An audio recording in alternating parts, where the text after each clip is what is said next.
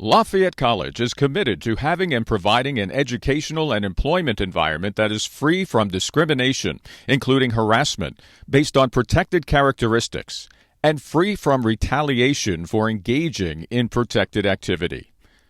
To ensure compliance with all applicable federal, state, and local civil rights laws and regulations, and to affirm its commitment to promoting the goals of fairness and equity in all aspects of its educational programs and activities, the college has developed this policy that provides for prompt, fair, and impartial resolution of allegations of discrimination, harassment, and retaliation.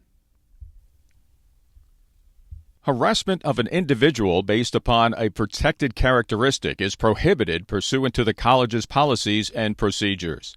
Protected classifications include age, breastfeeding status, citizenship status, color, creed, disability, domestic violence victim status, ethnicity or ethnic characteristics, familial status, gender expression, gender identity, genetic information, marital status, national origin, including shared ancestry or ethnic characteristics, political belief or affiliation, pregnancy, childbirth, and related conditions, race, religion, sex, sexual or affectional orientation, veteran or military status.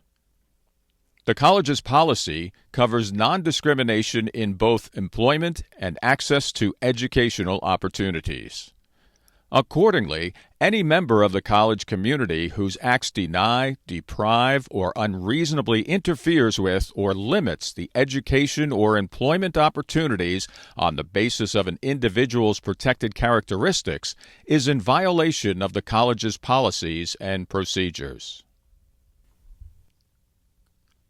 Discriminatory harassment is unwelcome conduct on the basis of an actual or perceived protected characteristic that, based on the totality of the circumstances, is subjectively and objectively offensive, and is so severe or regularly occurring that it limits or denies a person's ability to participate in or benefit from the college's educational program or activity or employment. Examples of discriminatory harassment can include, but are not limited to, stereotyping, making racist, ageist, or sexist comments, or inappropriate touching.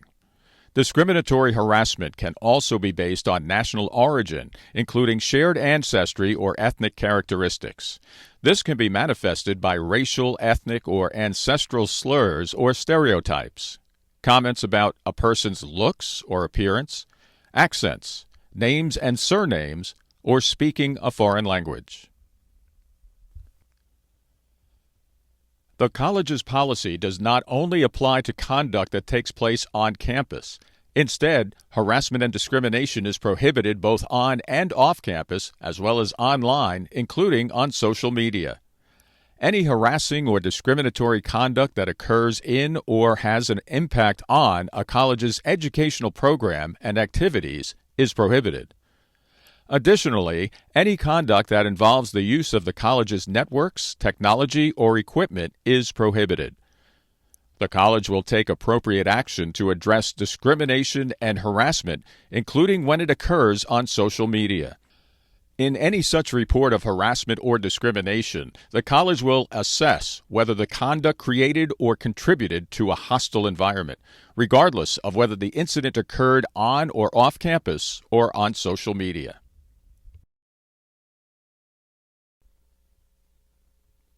Not all off-campus or online harassment rises to the level of a hostile environment. However, when the conduct limits or denies a person's ability to participate in or benefit from the college's education program or activity or employment, it will be deemed to violate the college's policies, and the offender may face appropriate corrective action. Examples of conduct that could rise to the level of hostile environment include a college employee making discriminatory remarks about a coworker on social media, a college employee using racial slurs when the employee's social media page indicates that they work for the college, a college employee making regular discriminatory comments to a coworker or third party while off campus that is reported to the college, or offensive touching by an employee to a coworker while the two individuals are off campus getting lunch.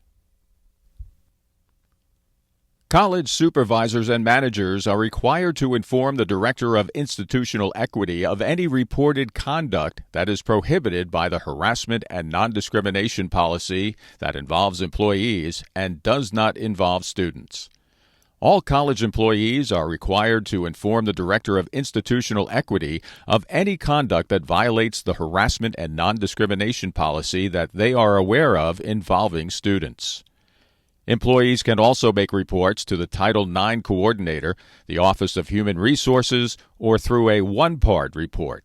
Employees who fail to report an incident of discrimination, harassment, or retaliation may be found in violation of the college's policy and may be subject to discipline.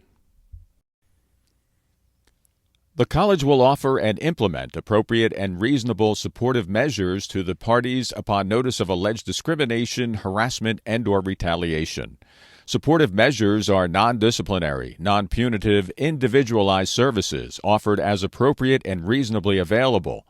They are offered free of charge to restore and/or preserve access to the college's educational program or activity, including measures designed to protect the safety of all parties involved. The college will maintain confidentiality of the supportive measures to the extent that the confidentiality does not impair the college's ability to provide the measures. An initial assessment of the complaint will be made within 5 business days by the Director of Institutional Equity.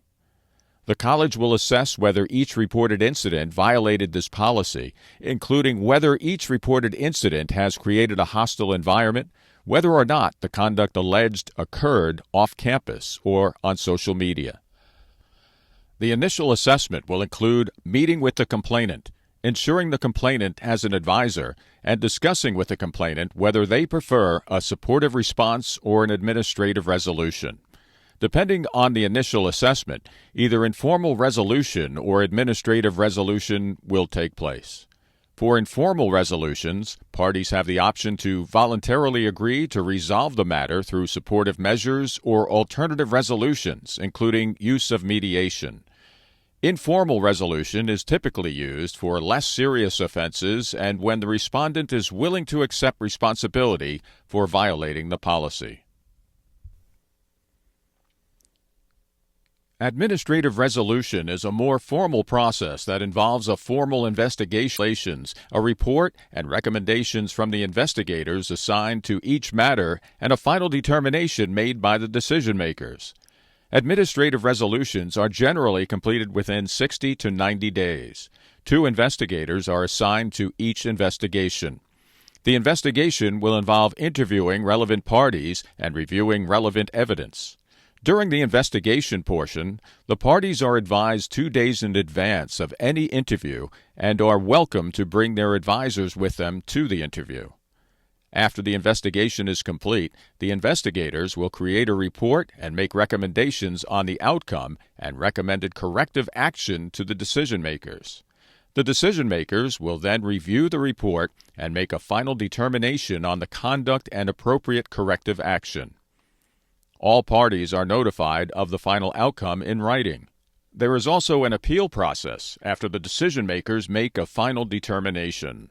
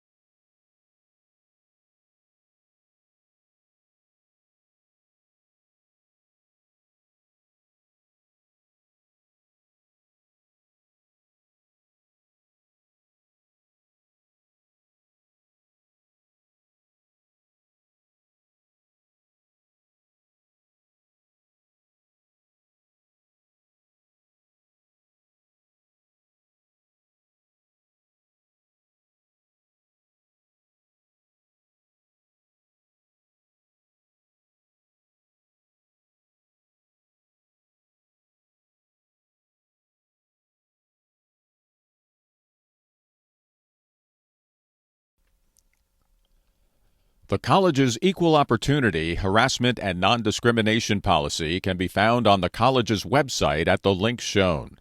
If you have any questions on the college's policy and procedure with respect to equal opportunity, harassment, and non-discrimination, you should contact the Director of Institutional Equity or the Title IX Coordinator.